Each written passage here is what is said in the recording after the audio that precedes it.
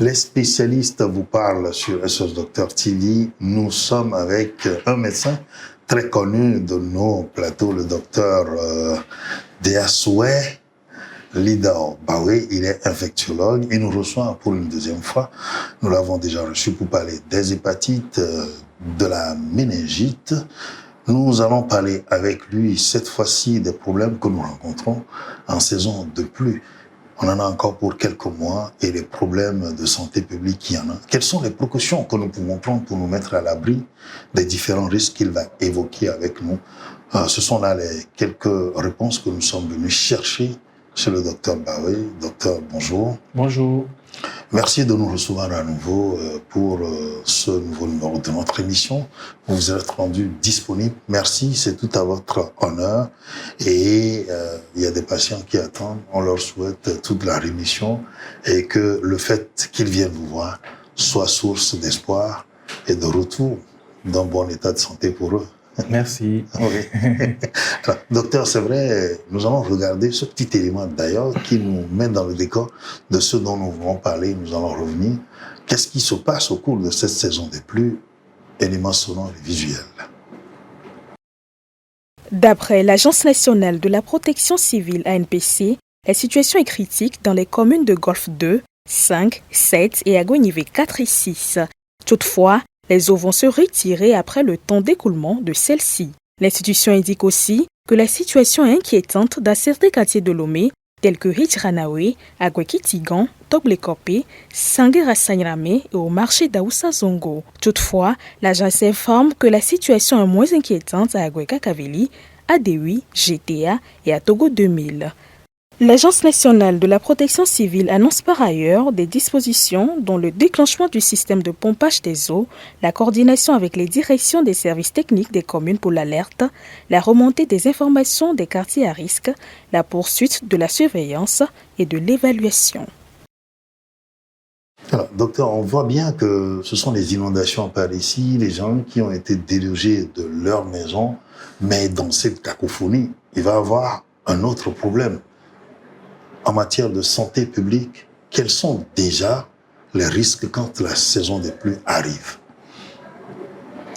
Alors, pour nous qui sommes en zone tropicale ou bien dans les pays moins avancés, nous savons qu'il y a un problème lorsque les pluies arrivent, un problème d'irrigation de l'eau de pluie. Oui. Et lorsque il y a inondation, les inondations, il y en a partout. Ce n'est pas forcément un problème lié aux pays développés ou non développés. Oui. Il y en a partout, mais c'est comment arriver à canaliser l'eau ou bien à éviter au maximum les conséquences de cette inondation. Mais chez nous, ce qui est fréquent, les saisons de pluie, depuis un certain nombre d'années, sont une source de hantise, une source vraiment d'anxiété, parce qu'on sait les conséquences que ça peut entraîner, tant sur le plan social, mais également sur le plan sanitaire. Bien sûr. Et en ce qui nous concerne, c'est le plan, nous allons parler des conséquences sur le plan sanitaire. Oui. Sur le plan sanitaire, la période des pluies est associée à l'apparition, à la recrudescence des maladies liées à l'eau, des maladies hydriques, ou bien tout simplement des maladies diarrhéiques. Tout à fait. La plupart du temps. Et puis, il y a également les maladies à transmission vectorielle, dont le paludisme, qui est une maladie qu'on connaît, qui est endémique. Mais aujourd'hui, depuis un certain temps, on a également une maladie virale qui est de transmission vectorielle qu'on appelle la dengue, qui est transmise également par la piqûre de moustique. Et donc, la stagnation des eaux va favoriser l'éclosion des vecteurs et par conséquent, l'apparition de ces maladies vectorielles. Tout à fait. Donc voilà, les conséquences majeures pendant cette période de pluie, c'est les maladies à transmission vectorielle et les maladies hydriques. Alors on sait très bien que c'est l'eau qui va stagner, qui va être donc, on va dire, la source de prolifération des vecteurs, sinon peut-être des agents pathogènes qu'on a dans ces eaux. Alors vous le dites, quel que soit le cas, il va y avoir des inondations, l'eau va stagner, et donc il va y avoir prolifération. Mais cette prolifération, quand elle va avoir lieu, comment est-ce que les choses vont se déclencher, vont évoluer jusqu'à ce qu'on assiste parfois à des, on va dire, des infections collectives, des infections d'un grand nombre de populations, au point qu'on soit dans une situation de crise sanitaire. Oui, la crise sanitaire va arriver lorsque on a une propagation du nombre de cas d'une telle pathologie. Tout à fait. Et donc, si je prends l'exemple des maladies diarrhéiques, dont le choléra ou la fièvre typhoïde, alors le mécanisme, c'est que lorsqu'il pleut, l'eau de pluie va drainer tout sur son passage et aller souiller d'autres eaux qui sont utilisées pour la consommation. D'accord. Je prends l'exemple de l'eau de pluie, simplement une petite pluie qui va drainer de l'eau et qui va aller souiller, par exemple, l'eau de puits. Oui. Un puits qui n'est pas protégé, qui n'est pas couvert, et voilà, tout vient se déverser dans ce puits, ou bien l'eau d'une rivière quelconque qui est utilisée par une population pour son eau de boisson. Oui. Donc c'est comme ça que la consommation de cette eau par plusieurs personnes va être source de déclenchement d'une maladie diarrhéique. Et donc, en fonction du nombre de cas, lorsqu'on atteint un certain seuil, on peut déclarer ou bien déclencher, ou bien déclarer une urgence sanitaire. Oui. Si je prends l'exemple du choléra, puisque c'est le plus fréquent. Oui. Donc, c'est comme ça que nous allons assister à de telles maladies liées à la présence un peu plus de l'eau. Alors, quand vous dites l'eau va drainer tout sur son passage, c'est à la fois aussi, disons, les résidus de nos défécations à l'air libre. Effectivement, puisque ces maladies également sont dites maladies liées au péril fécal. Voilà. Donc, les défécations qu'on a laissées dans l'environnement et autres, l'eau de pluie va drainer tout cela et va aller souiller les autres eaux. Donc voilà. L'eau d'inondation, tout ça, c'est le même mécanisme. Ça va drainer tout sur son passage avec tout ce que ça comporte comme microbes et aller souiller les eaux que les populations utilisent ailleurs pour leur eau de boisson, par exemple. Un facteur prépondérant, donc, en fait, la défécation à l'air libre, quand on laisse les selles un peu partout, ça, c'est déjà un gros facteur quand la saison va arriver. Point d'attention à retenir, peut-être on va revenir là-dessus dans les conseils que nous allons donner et dans les mesures aussi à prendre.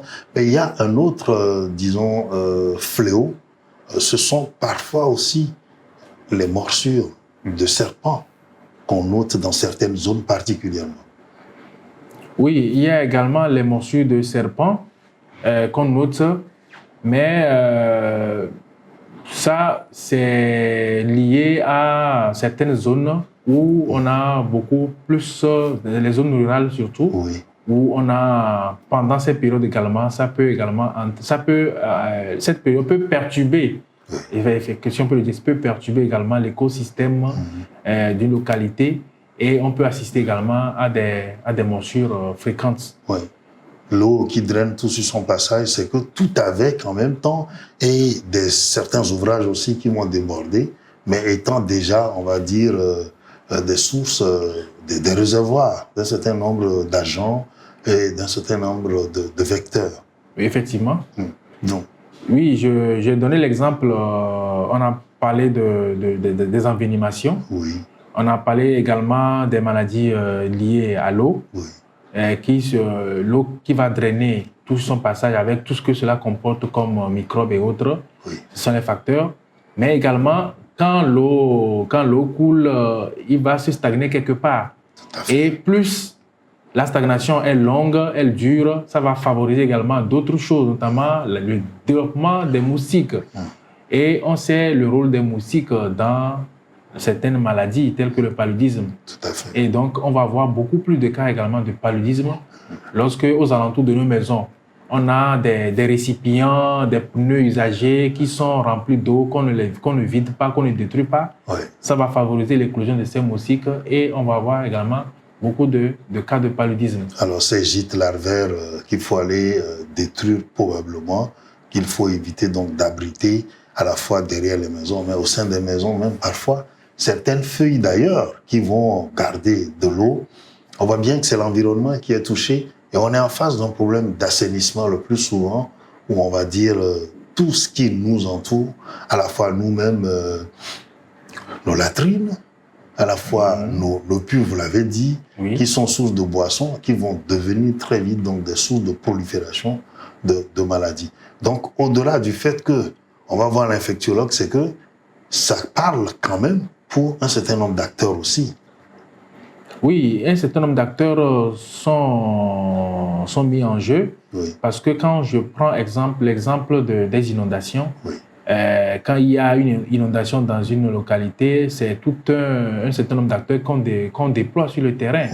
À côté, il y a les hygiénistes qui vont s'occuper de l'assainissement de l'eau de boisson, mais il y a également, le côté médical pour s'occuper des cas éventuels d'apparition de certaines maladies.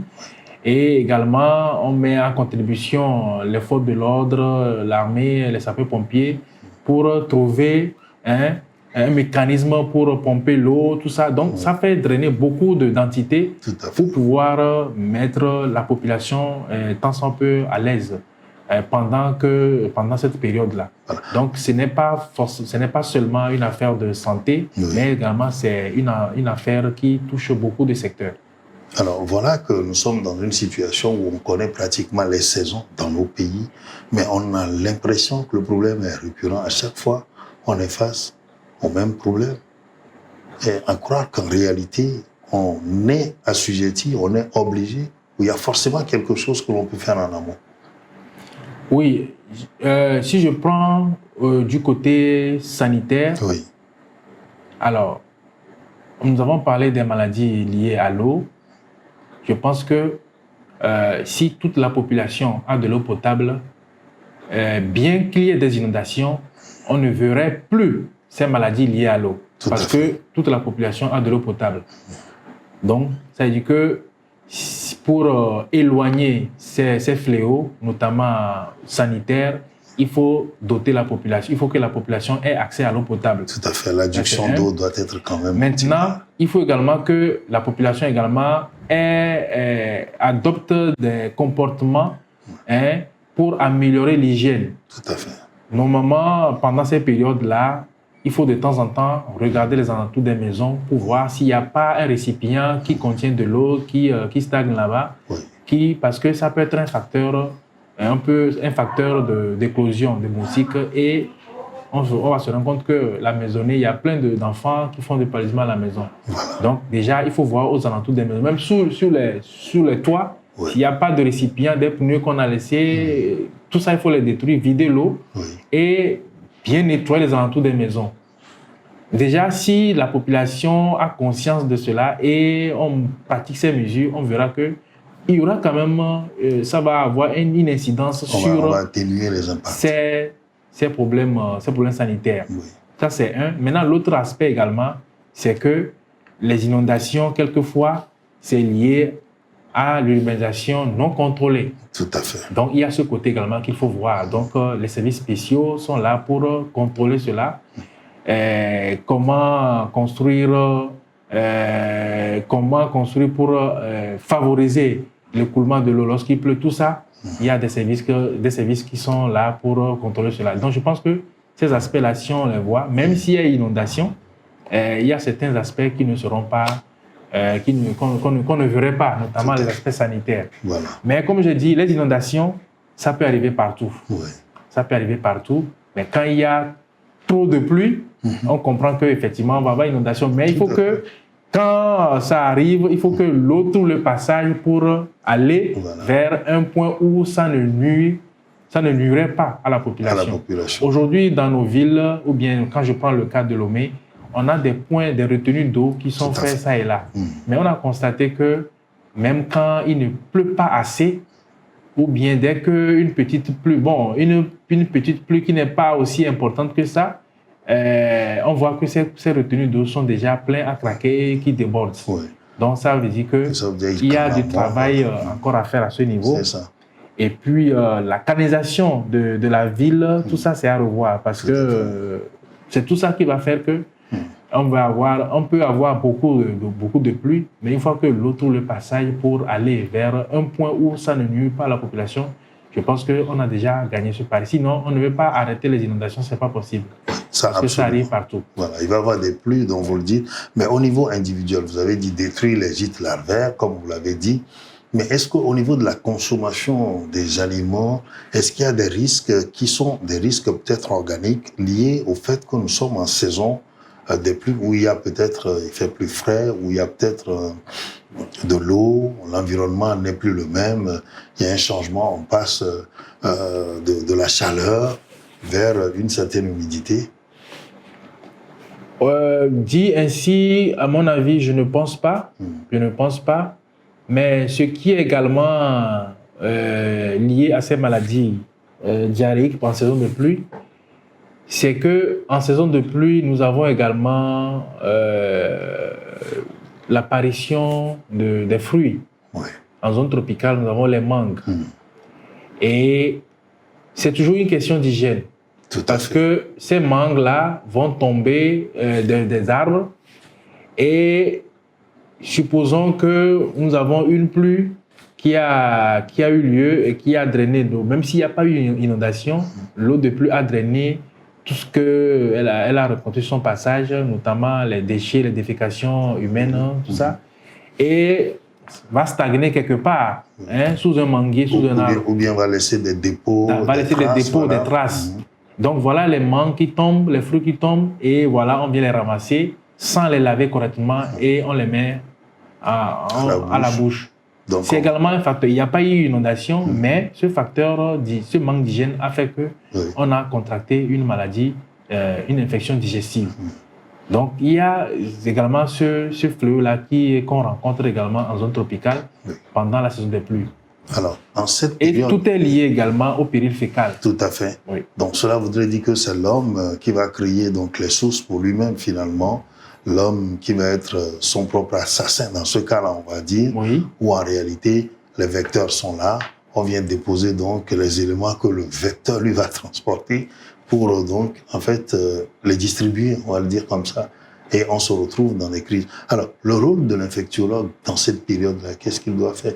Il a, au-delà de nous recevoir, de nous traiter, est-ce qu'il a quelque chose à faire, comme ce que nous faisons là, ou autre chose également? Oui, déjà, ce que nous faisons là, ça fait partie de, ça fait partie de l'éducation de la population.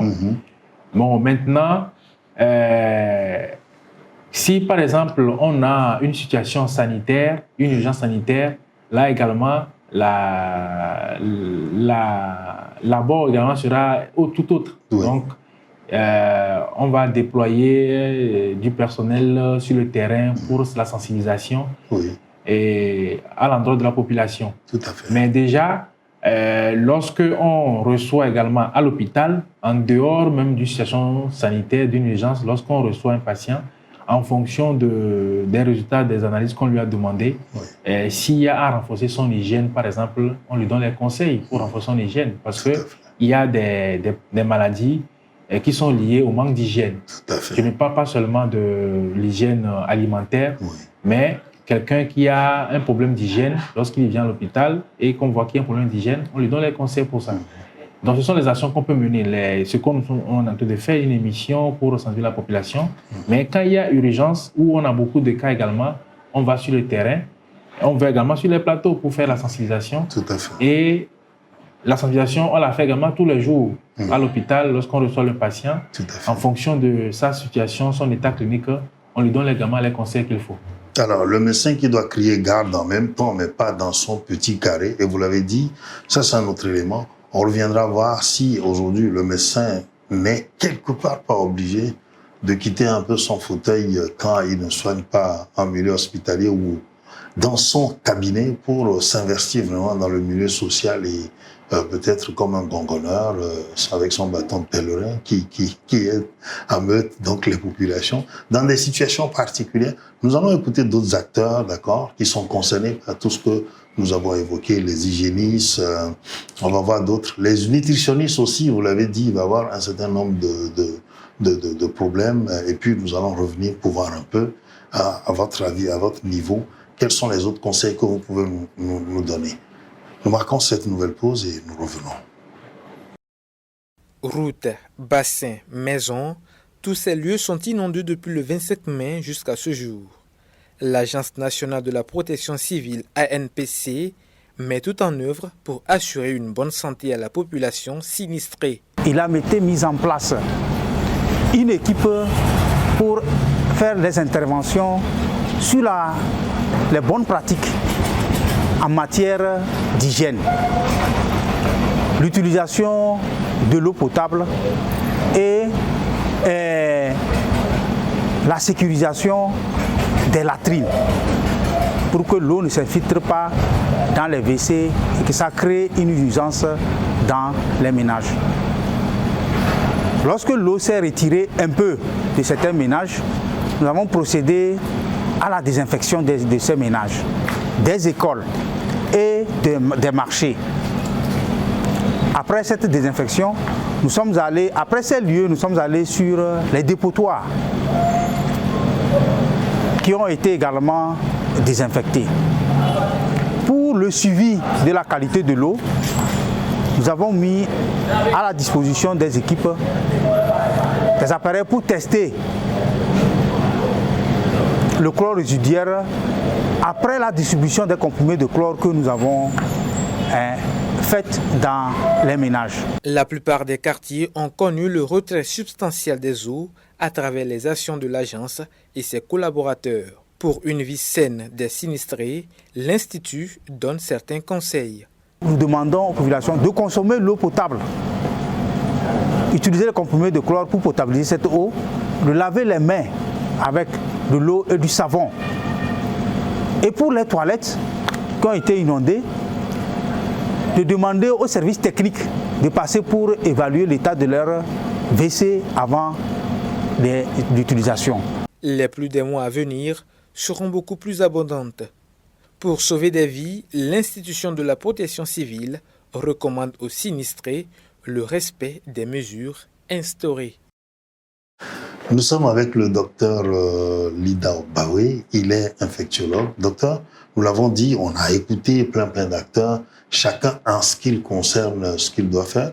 On a eu même donc le ministre de la Santé qui est sorti d'ailleurs, qui a rappelé un peu les risques et les précautions à prendre au niveau donc des populations. Mais aujourd'hui, est-ce qu'il y a des vaccinations qu'on peut recommander pour la période spécifiquement ou ce sont les conseils que vous nous avez donnés qui peuvent permettre aux gens de se prémunir? J'annonce que le vaccin du paludisme est déjà disponible. Souhaitons qu'on puisse en donner à tout le monde gratuitement et surtout les enfants, les personnes âgées, les adultes aussi. Alors, donc j'ai dit tout à l'heure que cette période est associée à deux situations majeures. Les maladies à transmission vectorielle et puis les maladies liées à l'eau. Alors, au niveau des maladies liées à l'eau, nous avons le choléra qui est source d'épidémie. Oui. Nous avons la fièvre typhoïde et puis également d'autres maladies digestives. Oui. Alors, aujourd'hui, nous avons un vaccin contre la fièvre typhoïde. Il y a un vaccin qui est là depuis longtemps. Le choléra également, on dispose d'un vaccin, sauf que ce n'est pas un vaccin qu'on utilise à grande échelle à cause de sa protection qui est faible. Alors, pour ce qui est de ces maladies liées à l'eau, ces maladies diarrhéiques, c'est d'abord l'hygiène, l'hygiène qu'il faut promouvoir ou améliorer. Oui. Et pour certaines maladies chez qui on a un vaccin durable, tel que celui de la fièvre typhoïde, on peut conseiller la vaccination pour les populations qui sont à risque. Les populations où on a un problème d'inondation, un problème d'hygiène dans le milieu. C'est un conseil qu'il faut donner à ces populations. Et maintenant, de l'autre côté également, pour les maladies à transmission vectorielle, nous avons aujourd'hui le paludisme et la dengue. J'ai parlé de la dengue qui est une maladie virale qui est également transmise par le moustique. On commence par avoir de plus en plus de cas au Togo. Et comme vous l'avez dit également, le paludisme, on a un vaccin également qui est sorti, sauf que on n'a pas encore lancé ce vaccin au Togo, mais ça va se faire. Ça va se faire et ça va aller de façon graduelle. La priorité pour le moment, ce sont les enfants. Oui. Mais avec le temps, je pense que la cible sera étendue. Tout à fait. Oui. Pour aider tout le monde. Également, nous avons la dengue. La dengue, c'est vrai qu'il existe un vaccin, sauf que ce n'est pas un vaccin qui est vraiment connu. Il existe un vaccin contre la dengue. Mais pour l'ensemble de ces maladies à transmission vectorielle, c'est également l'hygiène. Au niveau du paludisme, nous avons le vaccin qui n'est pas encore là, mais également on a les mesures à adopter pour éviter les piqûres de moustiques ou pour éviter le paludisme. Et cela s'applique également à la dengue. Et si paludisme il y a, faire un bon traitement, surtout parce qu'on a également remarqué que la plupart des patients ne vont pas à bout de leur traitement, surtout pour le cas simple du paludisme. Tout à fait. Et si le traitement n'est pas bien fait, ça peut entraîner, favoriser une rechute. Oui. Et la rechute peut être également fatale ou bien grave. Voilà. Donc essentiellement, c'est les mesures d'hygiène qu'il faut adopter également ici. Et puis toutes les précautions à prendre pour éviter le paludisme ou les piqûres de moustiques en général. D'accord. Alors, c'est vrai, vous avez parlé de la dengue. Quels sont les symptômes, les principaux symptômes qu'on observe particulièrement pour cette maladie-là et les autres maladies liées à l'eau et puis tout ce que vous avez cité qui peuvent nous alerter en ce moment? Parce que le plus souvent, ça commence par un petit signe qu'on néglige et puis ça va très vite. Et surtout qu'on est dans le cas des maladies transmissibles, ça peut aller très vite. Oui, pour ce qui est des maladies liées à l'eau, les signes prépondérants sont les signes digestifs. Tout à fait. Donc, les douleurs abdominales, la diarrhée surtout. On parle de maladie diarrhéique, donc il y a la diarrhée qui est là. Oui. Et puis la nausée et autres. Donc, il y a des signes digestifs qui sont au premier plan. Oui. Et souvent, ça fait suite à une consommation d'aliments contaminés ou bien d'une eau qui est souillée. Tout à fait. Donc, il y a cette notion d'ingestion d'un aliment, de la consommation d'une eau. C'est au décours de là que les signes vont arriver. Tout à fait. Donc, on fait facilement le lien entre la maladie et l'aliment ou bien l'eau qu'on a pris il y a quelques heures avant. Tout à fait. Donc, là-bas aussi, il faut améliorer l'hygiène. Maintenant, pour ce qui concerne le paludisme et la dengue, les signes sont similaires. Une dengue vient également comme un paludisme, comme une grippe. C'est les douleurs, les maux de tête, la fatigue, les courbatures, la fatigue intense, tout ça. Et donc, au départ, on va penser que c'est un paludisme. Mais il faut noter qu'aujourd'hui, comme on a beaucoup de cas, il ne faut pas seulement penser paludisme, il faut également penser que ça peut être également une dengue. La dengue, voilà. Et ce qui va encore réconforter l'hypothèse de la dengue, c'est que lorsque on fait un traitement antipaludique bien conduit et que malgré ça, on n'a pas les signes, enfin, on n'a pas la rémission escomptée, il faut penser à une dengue. Tout à fait. Parce que les signes, enfin, l'évolution des signes ne sont pas les mêmes. Oui. Et donc, on pense souvent à la dengue, surtout lorsque le patient, après avoir fait un traitement antipaludique bien conduit, et que malgré cela, il ressent encore des signes tels que la fièvre, la fatigue et autres. Il faut aller voir s'il n'y a pas une dengue à côté. Mais malheureusement, si on diagnostique la dengue, il n'y a pas un traitement spécifique.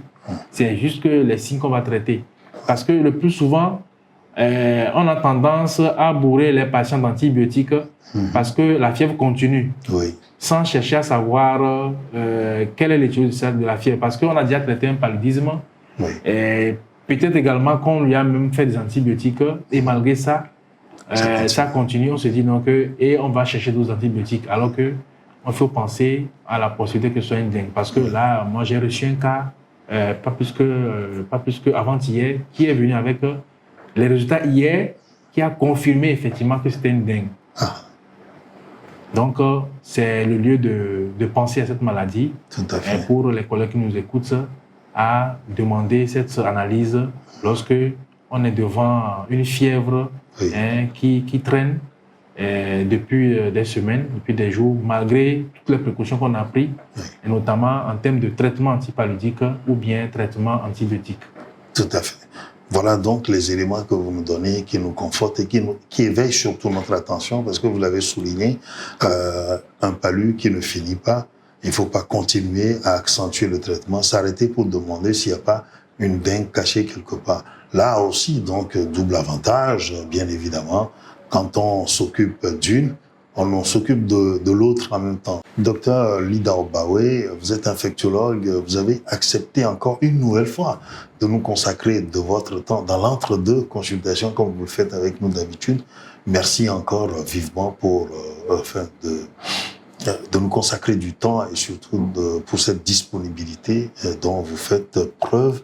Alors, nous allons finir cette émission. On ne saurait se quitter comme ça sans vous donner l'opportunité de peut-être ajouter un mot ou laisser un dernier message à ceux qui nous regardent. Oui, pour terminer, par rapport au sujet qui nous a retenu aujourd'hui, oui.